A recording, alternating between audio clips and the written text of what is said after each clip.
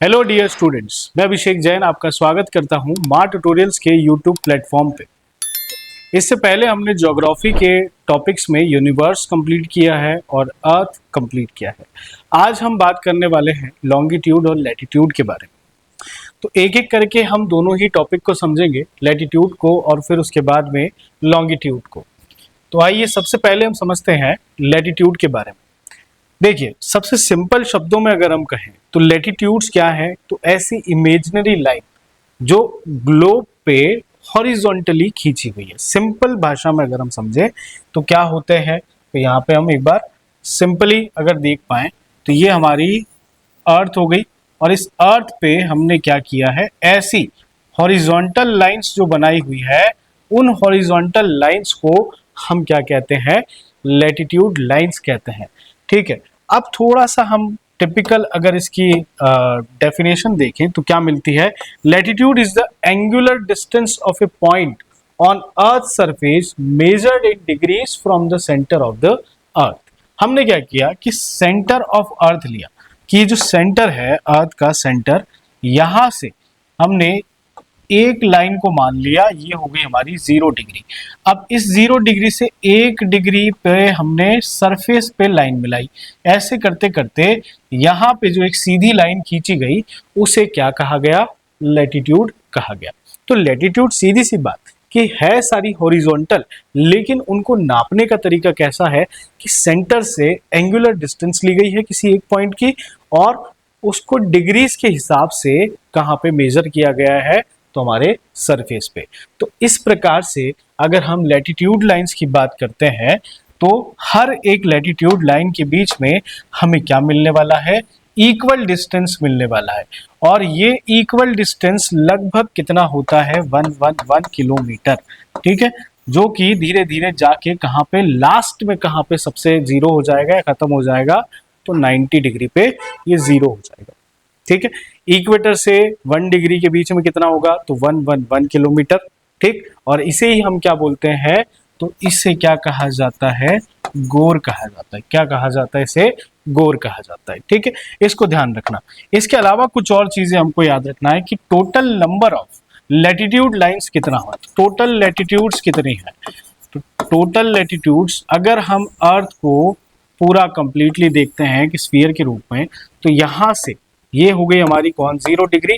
अब इस 0 डिग्री से ऊपर जाते हुए यहां तक हम जाते हैं कहां पे, 90 डिग्री, और साउथ में कहां तक जाते हैं, 90 डिग्री। तो इस 0 से ऊपर एक एक डिग्री के डिस्टेंस पे हमने क्या किया हुआ है, एक एक लाइन बनाई हुई है। तो ये एक एक लाइन मिला के कितनी हो जाएगी, टोटल यहाँ पे 90। और सेम चीज हमको कहाँ मिल रही है, यहाँ पे भी, तो ये भी हो जाएगी कितनी, 90। तो total number of latitude lines कितना हो जाएगा, लैटिट्यूड लाइंस कितना हो जाएगा, 90 प्लस 90 180। और एक बच गई कौन, हमारी 0 डिग्री। तो इस 0 डिग्री को मिला के हम जब देखेंगे तो कितनी हो जाएगी हमारे पास, 181 लैटिट्यूड लाइंस हो जाएगी। ठीक है, तो इसको हमको ध्यान रखना है। ठीक है, तो ये बात हुई हमारी लैटिट्यूड में कुछ इंपॉर्टेंट चीजों की। आगे बढ़ते हैं, अब हम समझते हैं कुछ इंपॉर्टेंट पैरेलल्स या लैटिट्यूड लाइंस के बारे में। ठीक है, तो जैसे जैसे हम आगे की ओर बढ़ते हैं, वैसे वैसे या अर्थ पे हम इक्वेटर से अलग अलग डिस्टेंसेस पे जाते हैं, तो हम कुछ चीजें देख पाते हैं। जैसे कि सबसे पहले हमको 0 डिग्री पे यहाँ पे कौन मिलेगा, इक्वेटर मिलेगा। ये 0 डिग्री पे कौन सी लाइन है, इक्वेटर। अब जब हम ऊपर की ओर जा रहे हैं तो यहाँ पे हमको ट्रॉपिक ऑफ कैंसर मिलता है, यानी 22.5 डिग्री नॉर्दर्न लैटिट्यूड। और उसके बाद साउथ में जब हम जाते हैं तो ट्रॉपिक ऑफ कैंसर हमको मिलता है कितने पे, 23.5 डिग्री सदर्न लैटिट्यूड। अब मुद्दा ये है कि इनको सदर्न और नॉर्दर्न कैसे डिसाइड किया। तो इक्वेटर के ऊपर वाला हिस्सा कौन होता है, नॉर्दर्न हेमिस्फीयर। कौन होता है, नॉर्दर्न हेमिस्फीयर। और नीचे वाला कौन होता है, सदर्न हेमिस्फीयर। ठीक है, तो इसको ध्यान रखना कि इक्वेटर अर्थ को 2 पार्ट में डिवाइड करता है, नॉर्दर्न हेमिस्फीयर और सदर्न हेमिस्फीयर। अब ये जो सदर्न हेमिस्फीयर और नॉर्दर्न हेमिस्फीयर है, इनमें जो लैटिट्यूड लाइंस है, हम उनको कैसे डिनोट करेंगे कि जैसे यहाँ हम ट्रॉपिक ऑफ कैंसर की बात कर रहे हैं, तो ये ट्रॉपिक ऑफ कैंसर जो है वो हमको कौन से हेमिस्फीयर में मिल रही है? Northern hemisphere. तो ये नॉर्दर्न हेमिस्फीयर में है, इसी कारण से हम यहाँ पे क्या बोल रहे हैं, 23.5 नॉर्दर्न, इसको किससे डिनोट किया जाता है? नॉर्दर्न से, ठीक है। और वही चीज हम साउथ में देख रहे हैं ट्रॉपिक ऑफ कैप्रिकॉर्न के रूप में, तो यहाँ पे हम किससे डिनोट कर रहे हैं? सदर्न से। तो ये सदर्न लैटिट्यूड और ये हो गई नॉर्दर्न लैटिट्यूड। ठीक, आगे की ओर बढ़ते हैं तो यहाँ हमको मिलता है आर्कटिक सर्कल। आर्कटिक सर्कल जो कि कितने पे मिलता है? 66.5 या 66.5 नॉर्दर्न हेमिस्फीयर, ठीक है, याद रखना ये नॉर्दर्न लैटिट्यूड। फिर उसके बाद नीचे हमको मिलेगा 66.5 पे सदर्न में कौन मिलेगा? तो एंटार्क्टिक सर्कल। तो ये हमारे पास में चार ऐसी इंपॉर्टेंट चीजें, सॉरी 5 ऐसी इंपॉर्टेंट चीजें जो हमको याद रखना है कि 0 डिग्री पे कौन होता है? 0 डिग्री पे कौन मिलेगा अपने को? लैटिट्यूड। कौन सा लैटिट्यूड मिलता है 0 डिग्री पे? एक मिनट, यहीं पे इसको देख लेते हैं, ठीक है। ट्रॉपिक ऑफ कैंसर कितने पे मिल रहा है? 23.5 नॉर्थ पे, या सीधी सी बात नॉर्दर्न हेमिस्फीयर में। ट्रॉपिक ऑफ कैप्रिकॉर्न कहां मिल रहा है? 23.5 सदर्न लैटिट्यूड पे या साउदर्न हेमिस्फीयर में। इसके बाद आर्कटिक सर्कल कहां मिल रहा है? 66.5। एंटार्क्टिक सर्कल कहां मिल रहा है? 66.5 सदर्न हेमिस्फीयर में, ठीक। और 0 डिग्री पे हमको कौन मिलता है? इक्वेटर। अब एक थोड़ा सा कंफ्यूजिंग पॉइंट हमको याद रखना है कि अगर हम बात कर रहे हैं सरफेस के ऊपर एक लाइन की जो आधे आधे पार्ट में अर्थ को बांट दे रही है, कहां पे? सरफेस के ऊपर अगर बात कर रहे हैं तो वो क्या कहलाता है? हमारा इक्वेटर। लेकिन यही लाइन जब हम अर्थ के सेंटर से पास करवाएं, यानी अर्थ के अंदर जाते हुए बाहर की ओर निकलेंगे दूसरे पॉइंट पे अपोजिट, तो हम वहां पे क्या देखेंगे कि उस लाइन को हम क्या बोलते हैं? मेडिटेरेनियन लाइन या भूमध्य रेखा।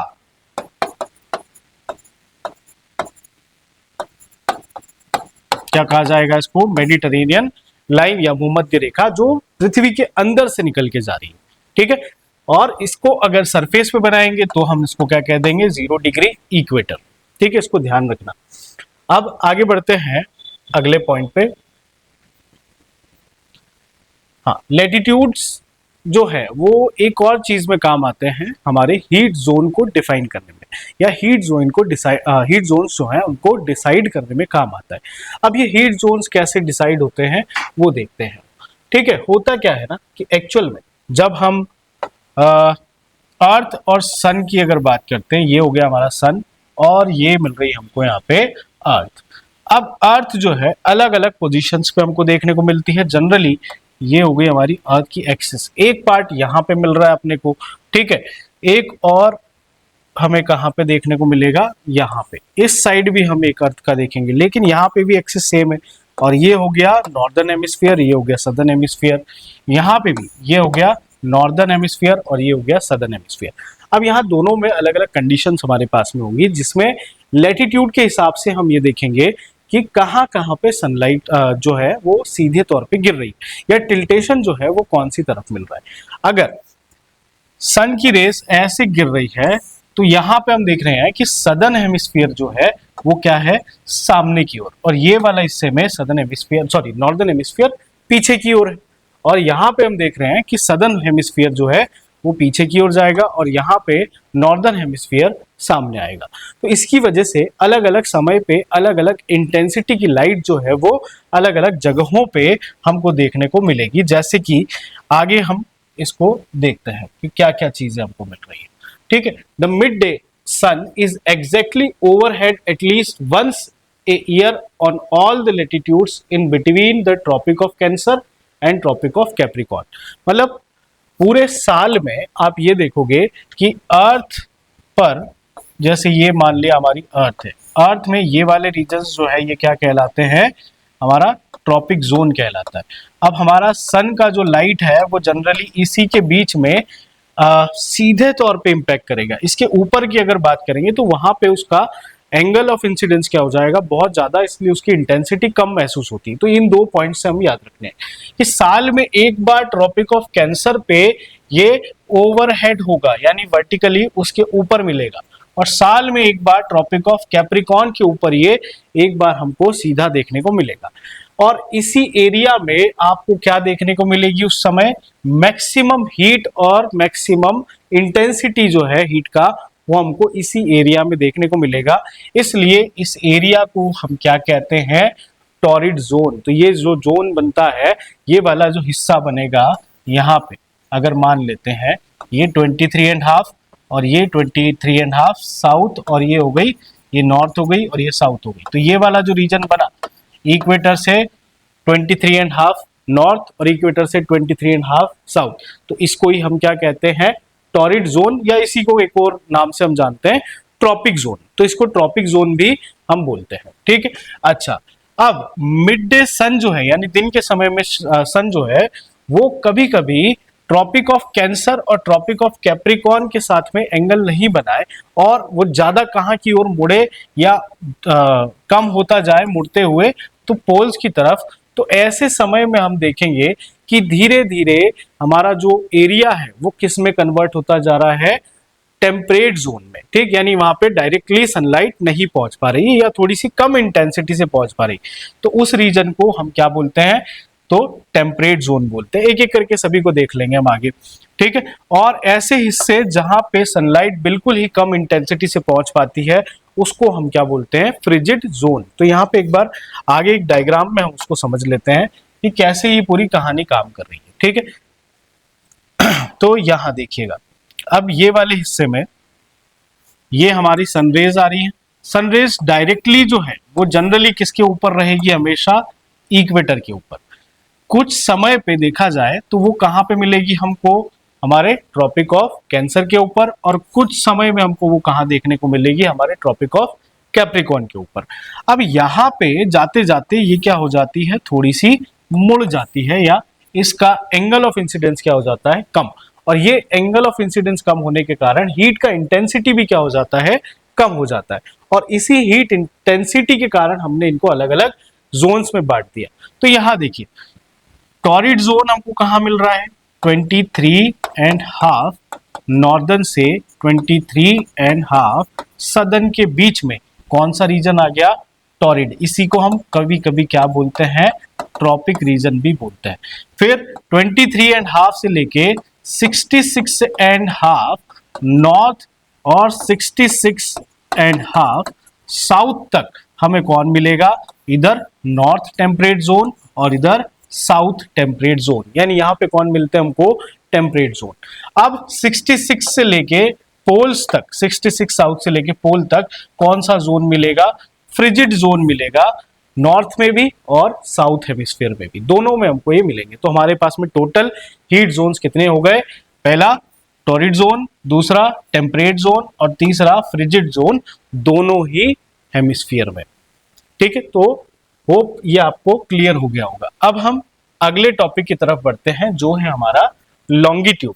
अब लॉन्गिट्यूड्स क्या होती है, तो देखो सिंपल सी अगर एक डेफिनेशन हम समझते हैं तो ये सेम वही है कि जब वर्टिकल लाइंस या वर्टिकल सर्कल्स जो हैं वो पर्टिकुलर हमने क्या किए, हमारे ग्लोब के ऊपर इमेजिनरी लाइंस जो हैं वो ड्रॉ कर दी है, कैसी डायरेक्शन में, नॉर्थ से साउथ, तो उसको हम क्या बोल देते हैं कि वो हो जाते हैं लॉन्गिट्यूड, ठीक है। तो लॉन्गिट्यूड्स क्या होते हैं देख लेते हैं कि longitude is an angular distance measured in degrees along the equator east or west of the prime meridian या फर्स्ट मेरिडियन, ठीक। हुआ क्या कि यहां हमने माना कि ये हमारा इक्वेटर और इस पे हमने एक लाइन मान ली फिक्स, ये हो गई हमारी प्राइम मेरिडियन। इस प्राइम मेरिडियन से अब हम क्या करना स्टार्ट करेंगे, यहाँ सेंटर से एक एक डिग्री के एंगल लेना स्टार्ट करेंगे और इन्हीं एंगल पे हम क्या बनाना शुरू करेंगे, ऐसी वर्टिकल लाइंस बनाना स्टार्ट करेंगे जो हमें पूरे अर्थ पे ऐसे ही घूमती हुई मिलेगी। अगर एक पूरे स्फीयर की बात करें तो यहाँ पे हमको कितनी लाइंस मिलने वाली है, 360 लाइंस, ठीक है। तो इसको ध्यान रखना। On the globe's longitude is shown as a series of semicircles that runs from pole to pole passing through the equator. Such lines are also called as meridian. यानी नॉर्थ पोल से start हो रही है, equator को cross करती हुई कहाँ जा रही है, साउथ पोल की तरफ। तो इसी को हम क्या बताते हैं कि ये क्या है, लॉन्गिट्यूड लाइन। और या फिर उसको हम एक और टर्म से डिनोट कर सकते हैं मेरिडियन। और इस मेरिडियन में 0 डिग्री को ही हम क्या कहते हैं, प्राइम मेरिडियन। ठीक है, इसके अलावा अब यहां पे नंबर की अगर बात करते हैं तो नंबर कितना है 360, क्योंकि इसी सर्कल में टोटल कितने डिविजन्स किए जा सकते हैं 1 डिग्री के हिसाब से 360। ठीक है, एक एक डिग्री पे एक एक लाइन बनाई तो टोटल कितनी हो गई है 360 लाइंस। ठीक है, unlike the equator which is centrally placed between the poles, any meridian could have been taken to the begin the numbering of longitude. तो हमने 1884 में एक चीज डिसाइड करी कि भैया ये जो 0 डिग्री लॉन्गिट्यूड है वो कहां से पास होगी, तो royal astronomical observatory Greenwich near London. तो लंदन के पास में रॉयल एस्ट्रोनॉमिकल ऑब्जर्वेटरी है जो कहाँ है, ग्रीनविच में। यहां से पास होती हुई जो लाइन है उसको हम क्या मान लेंगे, उसको हम प्राइम मेरिडियन मान लेंगे, और उसी से हम आसपास की जो लाइंस है उनको डिसाइड करेंगे, या उसी से हम एक एक डिग्री की जो दूरी है या एंगुलर डिस्टेंस है उसको नापने का काम करेंगे।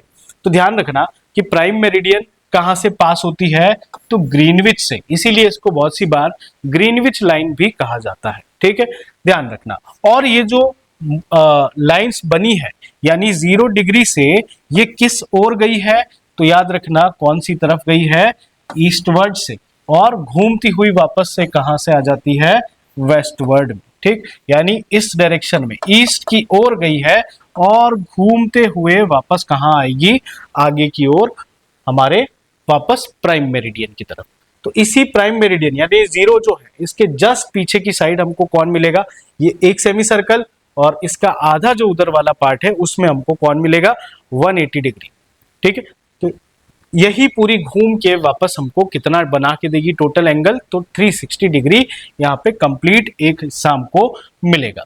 ठीक है, और याद रखना कि ये जो अलग अलग लाइंस है, ये लाइंस किसके लिए इंपॉर्टेंट है, तो टाइम और डेट कैलकुलेशन के लिए। किसके लिए इंपॉर्टेंट है, टाइम और डेट कैलकुलेशन के लिए।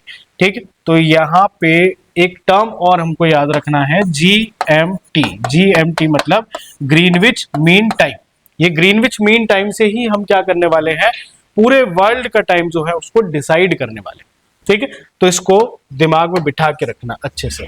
आगे बढ़ते हैं हम अगले टॉपिक पे, लॉन्गिट्यूड एंड टाइम। तो यहाँ पे हमको एक छोटा सा कॉन्सेप्ट जो है वो याद रखना है कि हमारी अर्थ जो है वो क्या करती है, एक कंप्लीट रोटेशन कितने समय में पूरा करती है, तो हम यहाँ पे ओवरऑल कितना ले लेते हैं, 24।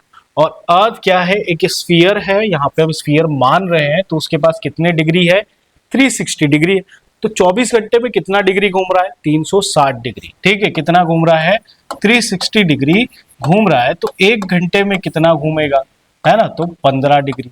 ठीक है, ध्यान रखना, तो 1 घंटे में कितना घूमता है, 15 डिग्री घूम जाता है।